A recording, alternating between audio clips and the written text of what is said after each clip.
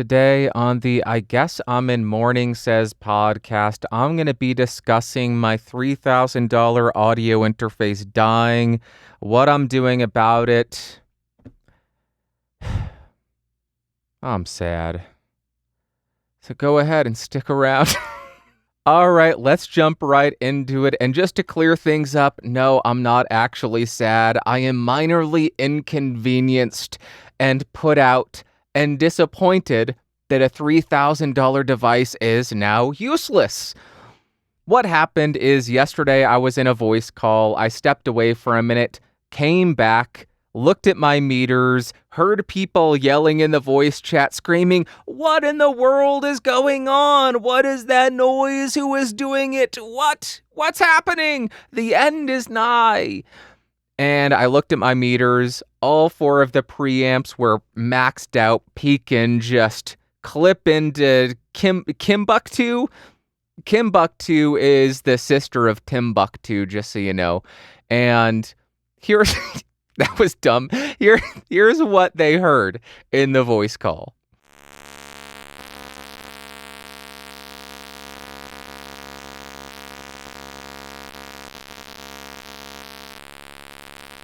Yeah, that is incredibly annoying and obnoxious, and I understand why they were yelling, "Hey, stop it. What are you doing? Fix your thing." Especially coming from the audio guy, that's just embarrassing. So I went right into troubleshooting mode, and what's the first thing you do when you are troubleshooting? If you've ever seen the IT crowd, you know, have you tried turning it off and on again? So I flipped it off, flipped it back on. For a second, I thought, hey, cool, it's working. Then the meters started peaking again, noise still there. Then I went in and unplugged every single device from the rear of this so nothing is connected. The issue persisted.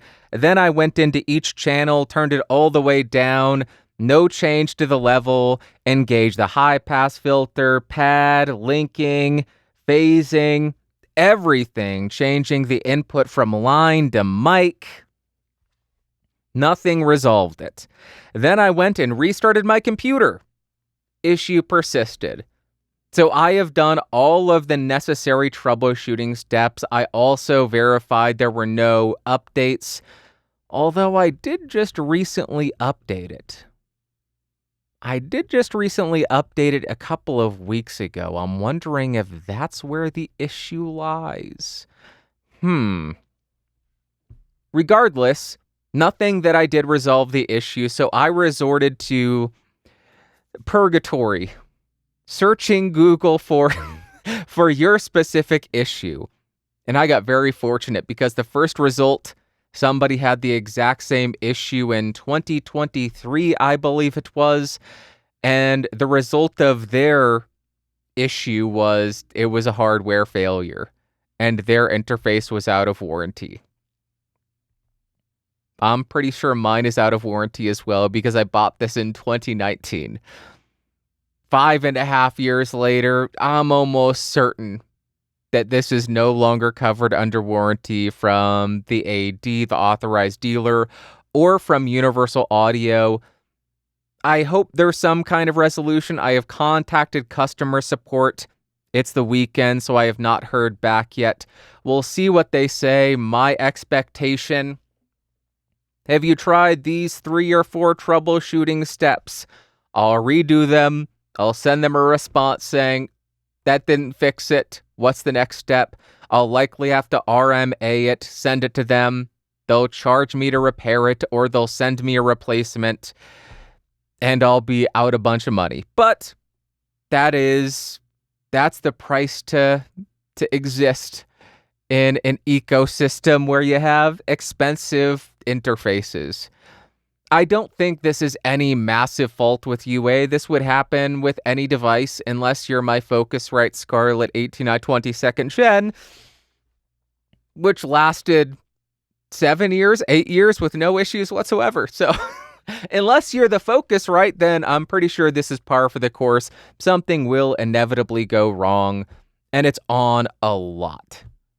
It is on most of the time because I use it whenever I am in here. I use this to run my studio monitors. I use it for my headphones, for playback, for monitoring. I use it for most of my music tests. I use it for the higher end microphone comparisons. I use it for my podcasts, for any other video recordings that I do.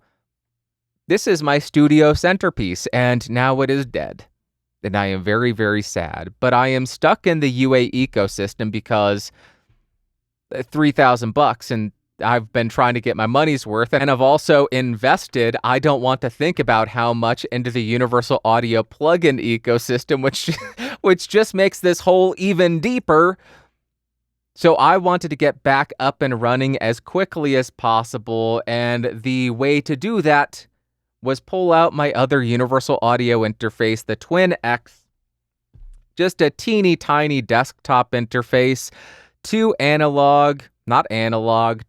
preamps, which can also function as line inputs. You have your monitor outputs, you have a single headphone output, DI instrument on the front. But the way that I am using this, because I require at a minimum 5 inputs, I am using the ADAT expansion on this. So I am getting 10 channels out of this desktop preamp, this desktop interface, with the addition of a rack mount preamp. So the device I am connecting to the Twin X over Toslink cable, optical cable, is the Arteria AudioFuse 8 Pre. Full disclosure, that is a loaner from Arteria. And what I am doing is channel 1 and 2 on this preamp have send and returns. So I am running the line out from my outboard pre's. As I pop my microphone really bad, I am running the line output into the returns. Channel 3, I am running my DI box, 48 volts on, because that is an active DI. And channel 4 is my 7B in the ISO cab. So within 30 minutes of my X8 dying and ruining everybody's evening, I was back up and running with the Twin X. This morning, I got the ADAT set up. I got all of my connections redone. And the reason I have all of this stuff connected all the time is I need to remove barriers to being creative. I need to make sure that recording is as simple as possible. If I have a creative idea and I have to waste 30 minutes getting set up to get that idea out, that idea is gone. It's never coming back. It may have been great. It was likely garbage, but I will never know because as I think I blow snot all over the place. Gross. As soon as it's gone, it's gone. So that is why I have all of these connections ready to go with the flip of a switch. Turn it on, we're recording. Flip on the camera, we're recording. Remove the barrier so the creativity can flow out, so the productivity can flow out, and you don't have things that offer excuses to not be creative, to not be productive. Now, as far as actually being sad, I'm not actually sad. Like I said, I am a bit disappointed because $3,000 should last you a lot longer than 5.5 years. Frankly, $540 a year, that's a lot of money to spend on an interface. And I see people using 10, 15-year-old interfaces, so I imagine this is an oddity. This is rare.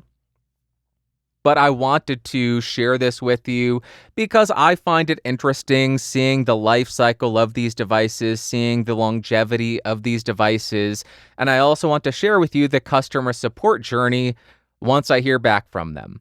It seems like they may have an initial lag time from submittal to response, a week or so. We'll see what happens though, and I will report back once I find out. I gotta tell you, my desire to spend $3,000 more on a new interface is absolutely zero, so I'm just not gonna do it. If there's no solution to it, then so be it. No more X8. I got the Twin X, I got the Arteria. That'll function. I got the Focusrite for my reviews. And although I like the UA ecosystem, this is giving me an opportunity to do something a bit different and try some other stuff. A couple of years ago, probably around the same time as the UAX8, I got the Babyface Pro. This is not the Pro FS. This is just the regular Pro, so it is outdated. But RME still supports all their old devices, so next week, I am going to, if I remember to do it, I'm going to get all of the software installed on this computer, connect the Babyface Pro, and see how that workflow is, see if anything has changed since I last used it. It has probably been, it was COVID times when I used this, and I had some popping and crackling issues on my MacBook Pro out in the living room, so I'm guessing that was a quirk. It's likely been resolved with how much people rave about RME, Julian Krause, WYHTS, gentleman in the voice call, I'm not going to say his name, he knows who he is. A bunch of people just love RME, the reliability of it, and the support from the company. So that is what I will explore next week, and although it sucks having a $3,000 device die on you, that's not fun at all. I am very fortunate to have alternatives available to get back up and running with no real downtime. That's a very fortunate position, and it's a great justification to have backups around, microphones and interfaces, just in case something goes wrong. You don't have to be out of commission for weeks or months while you wait for a single device to get repaired. Now, it doesn't have to be a second device that also costs $3,000. I could have easily gotten by just using the Focusrite, because that's a great sounding interface. Come at me, I don't care. I think it's a great sounding interface and significantly more affordable. What did I pay for that? $600 for 8 channels versus $3,000? Yikes. That is my story, and I'm sticking to it. And, I'm so sad. It's like an old friend passing away. It's kind of a bummer. I'm not actually sad, but it is a little bit of a bummer. 5.5 years, you've been a trusty sidekick. No longer. I'm going to take you out back and put you down, bud. All right. That is really all I had to discuss this week regarding news, because there was no news. Everything's so darn political nowadays. Where is the fun news? Where is the, hey, look at this new piece of technology? Everything is, oh, look at this piece of technology that will be used to surveil you. Hey, look at this, how we've politicized this and that. I want something that is fun again. Come on, give me some fun news. All right, we're going to jump to what you had to say, and the first comment comes from Mingo Marrero, and he says, I have the MVX2U to do voiceovers on the go, and I love it. Very portable and easy to use when traveling. I use it with the Sennheiser, MKH416 shotgun mic, and love how it sounds, even to do voiceovers in hotel rooms. It works great without noise floor. Mingo, thank you very much for the comment, and thank you for sharing how you actually use one of these devices. It is one thing for me to sit in a spare bedroom and put a device through a series of tests, share my thoughts on it, share what I think the flaws are, share what I think the pros are. But it's another thing to see how people actually apply these devices and use these devices in the real world. And this is a situation where this is the exact application that I thought it would work well in. Somebody who needs a small device for travel, who needs to continue recording, and is using a condenser microphone, because when you're using a condenser microphone, the preamp noise in this becomes much less important. If you're using, say, an SM7B, one of the quietest microphones out there, and you don't have a Fethead, Cloudlifter, or Julian Krauser, then you're going to have a lot of hiss. A lot of hiss. If you're using the SM7DB, the SE Dynamite, Dynacaster, Aston, Void. I remembered it took me a week and a half to get there. Aston Void. We got there, chat. Then less of an issue. Or condenser microphone. Very rarely going to be an issue unless you're using one of those really quiet condenser mics like the LS208. I don't know if you'd run into the issue with the Neumann KMS105, but that's pretty quiet. Earthworks SR117, also kind of quiet. I still think those are 5 to 10 dB louder than a standard dynamic at minus 57, minus 58 dB sensitivity. So I think with condensers, that's who this is for. Or if you just don't care about a little bit of hiss. Come on, record with a little bit of hiss. It'll put some hair on your chest. I don't know what that means. That's something that I always heard growing up. Why am I developing a speech impediment? Eat the onion. It'll put some hair on your chest. I don't know where that voice came from or anything. There was something else I wanted to say. I recorded some podcasts with the Zoom F. No, not the Zoom F. The Zoom PodTrack P4. That has preamp noise of minus 121, so it is a very hissy boy. And I was using the SM7B directly into it. I got exactly 0 complaints about it. And I used it for a month. So I think that's a case in point, where if you're just doing a single track, I think it'll be less of an issue. If you're compressing your audio to heck, it will become an issue. But if you're doing minor adjustments, minor compression, not really decreasing the delta between the loudest portions and that noise floor, I think it'll be much less noticeable, and you could always run some spectral denoise and reduce it a few more dB as well. Okay, that's all I have to say about that. Thank you very much, Mingo Marrero. Appreciate ya. Next, we have a comment from Kevin R, and he says, "It feels a bit weird that the MVX2U has noisy preamps. It could be from the USB interface power. I recall a non-budget combo mic that disables XLR if USB is used. I assumed it was to avoid cross noise. It's a weird weakness to me as the MVX2U list price is £139. Not expensive, but not cheap. And we'd assume Shure would do better for a single channel versus, say, a Focusrite Solo.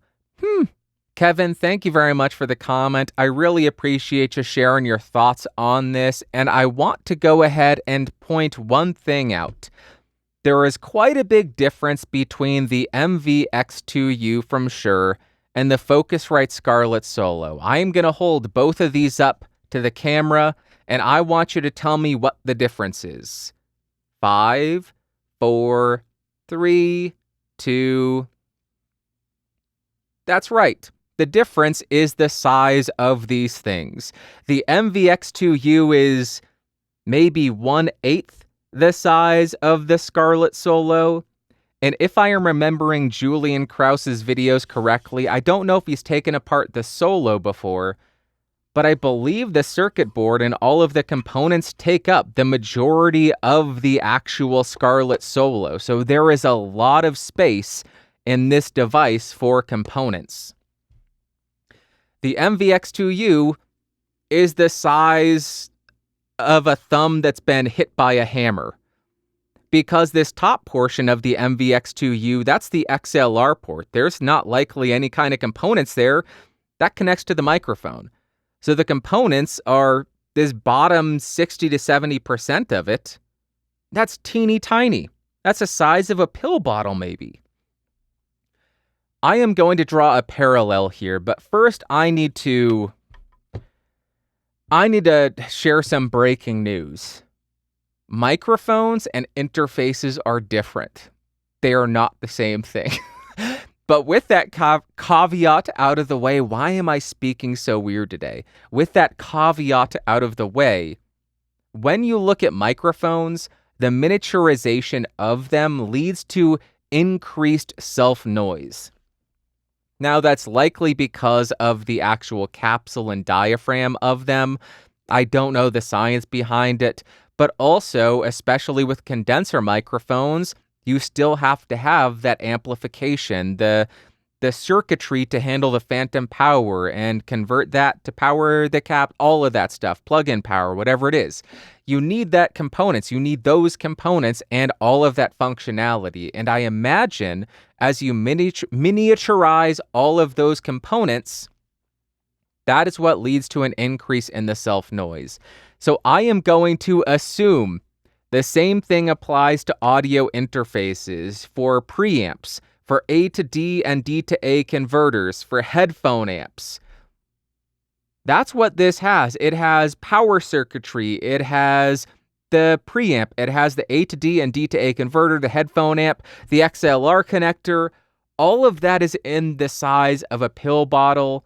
And I imagine they had to make some concessions in terms of specifications to get the components small enough to fit in this thing that just plugs directly into the back of a microphone. I'm a dope, though. I don't know any of the electrical engineering or the audio engineering that goes into each of the chips in this thing. I'm no Julian Krauss, so I am talking out of my rear end and just making assumptions that miniaturization leads to increased noise, and trying to get stuff in such a small form factor likely led to concessions being made and certain specs. Because as we heard from Mingo Marrero, he uses this, even though it does have a high EIN, but he uses it with a microphone that doesn't actually allow that to become an issue in the recording. So thank you very much for your thoughts on that and your concerns on that. That's what I think the situation is. They just needed to make concessions to get something so tiny. If somebody knows differently, correct me, tell me. I am willing to learn. I would love to know why that's the case, if I'm correct, or if I am way off base, talking out of my rear end. I would like to ask you a few questions. Ace Ventura reference that nobody got. That is all that I wanted to cover. Let's go ahead and jump to the value for value section because this is a V for V podcast. What that means, no ads, no paywall. I just throw the show out there. If you get value out of it, I ask you return that in whatever way you are possible. Time, talent, or treasure, or share it with a friend.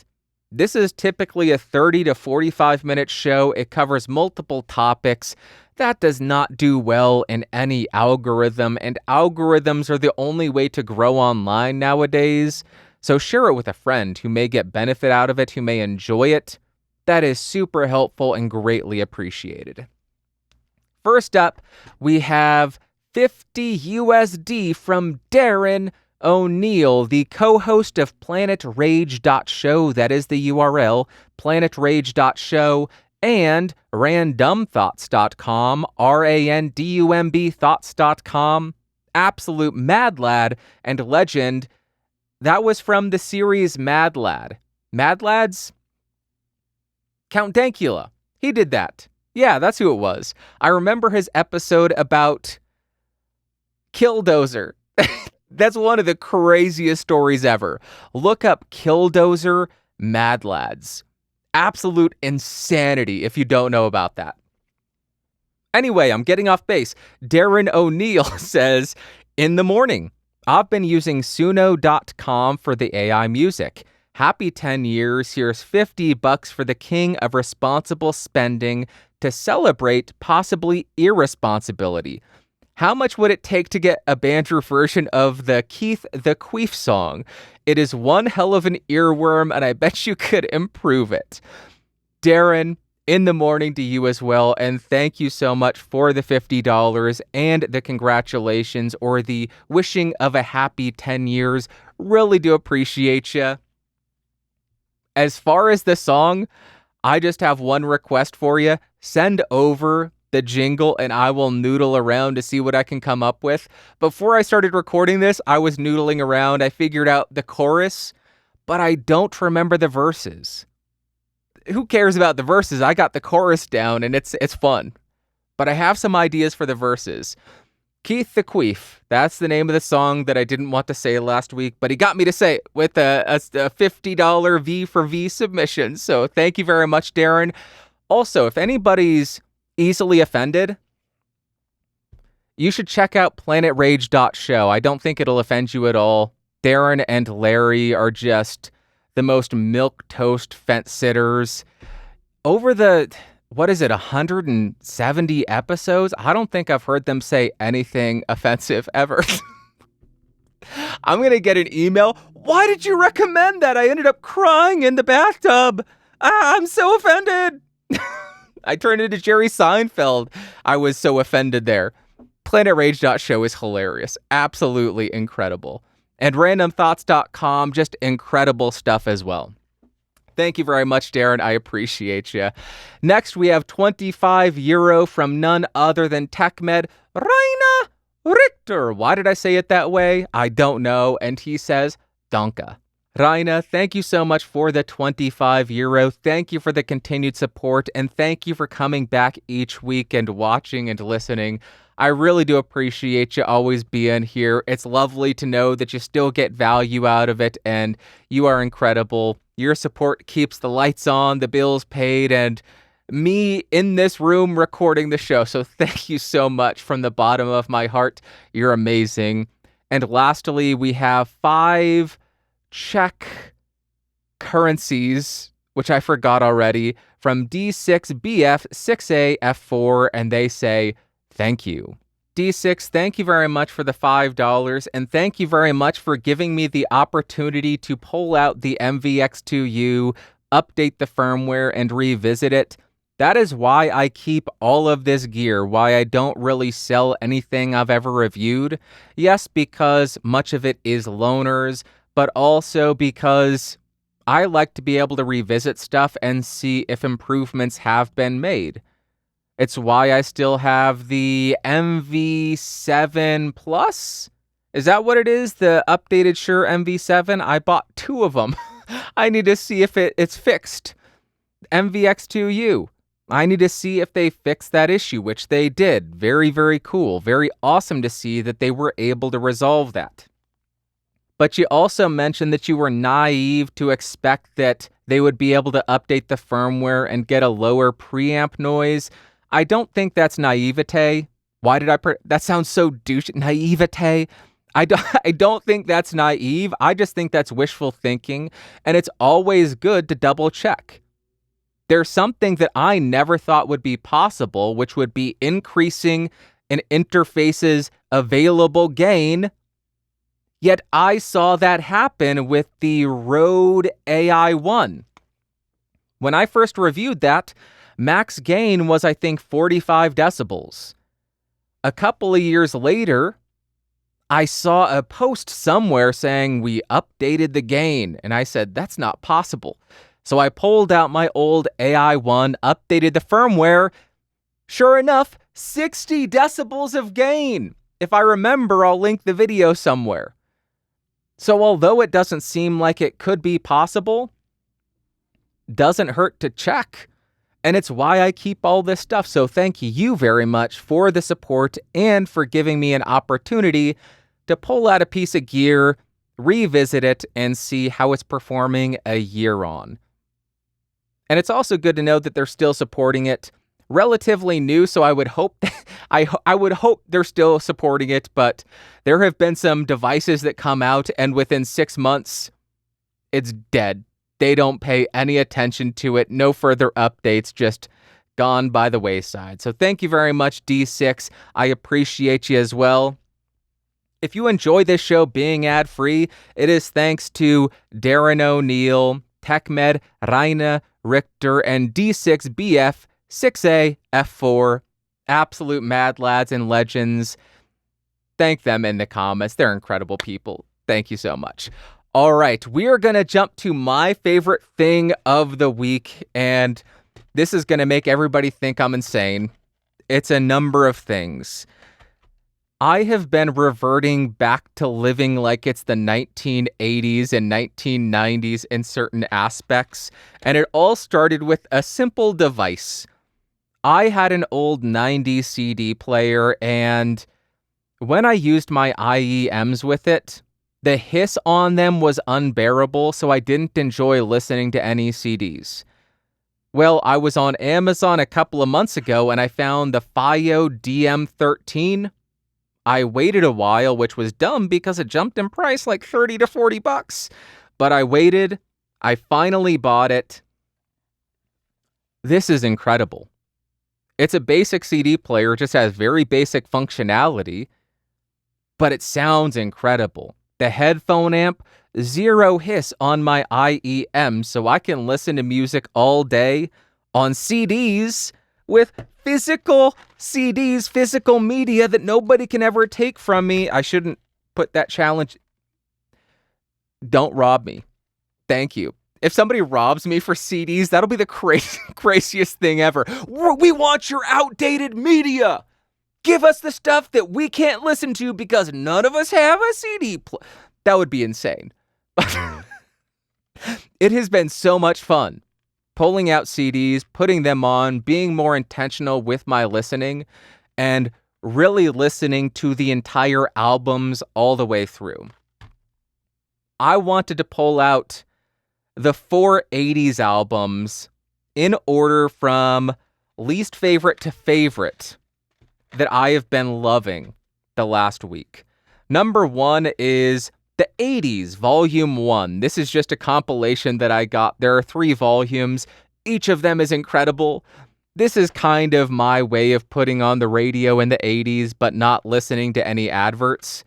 Great stuff on here. It has Kim Carnes, Smokey Robinson, Huey Lewis in the News. Do you like them? Sports.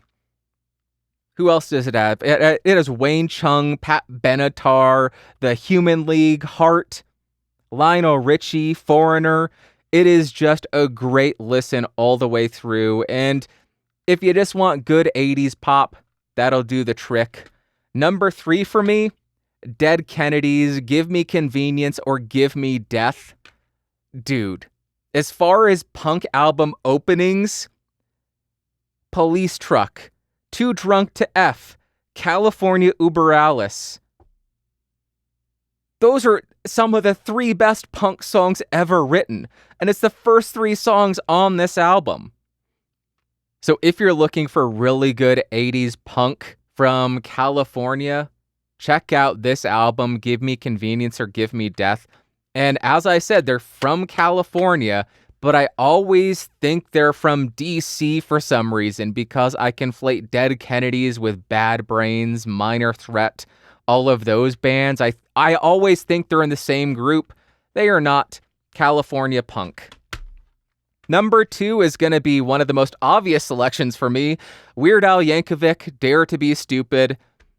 Does it have the best of his parodies? I don't think so, but it is just one of the most fun that I have heard. So if you just want silliness, Weird Al, Dare to Be Stupid.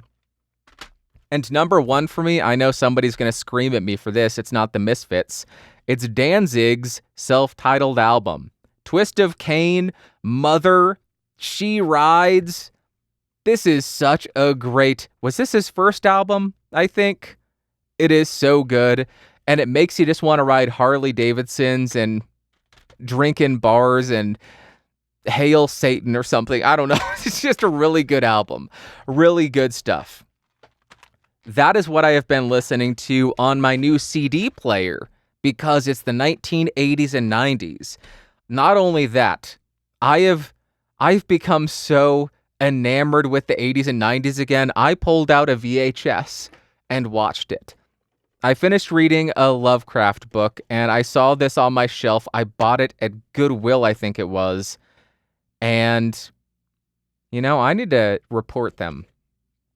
H.P. Lovecraft's Necronomicon, the Book of the Dead.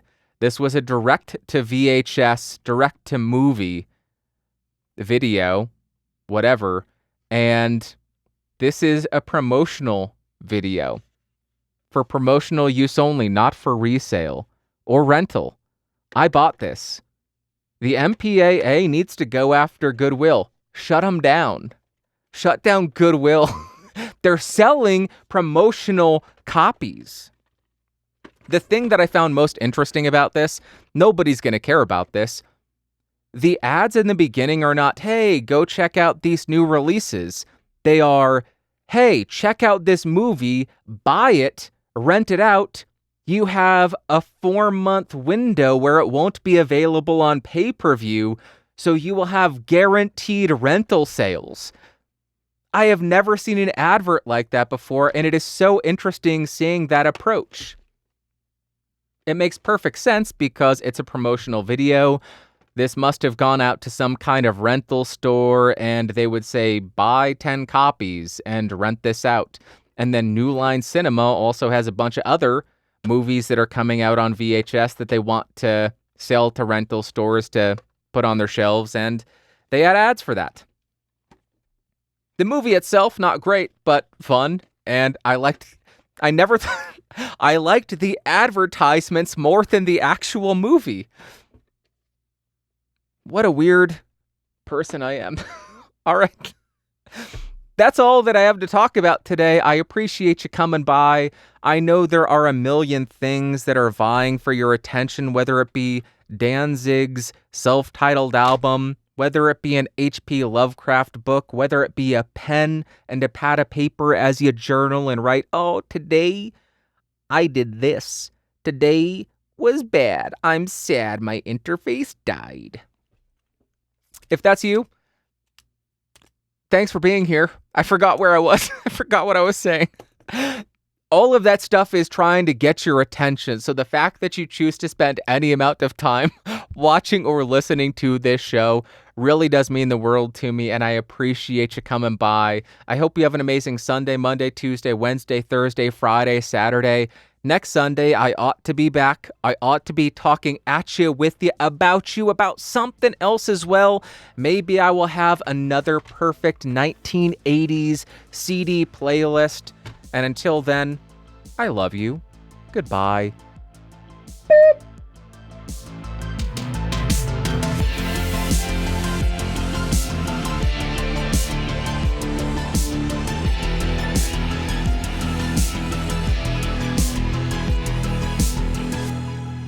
This has been a Geeks Rising production. Your executive producer is Bandrew Scott. For more information, head over to www.geeksrising.com.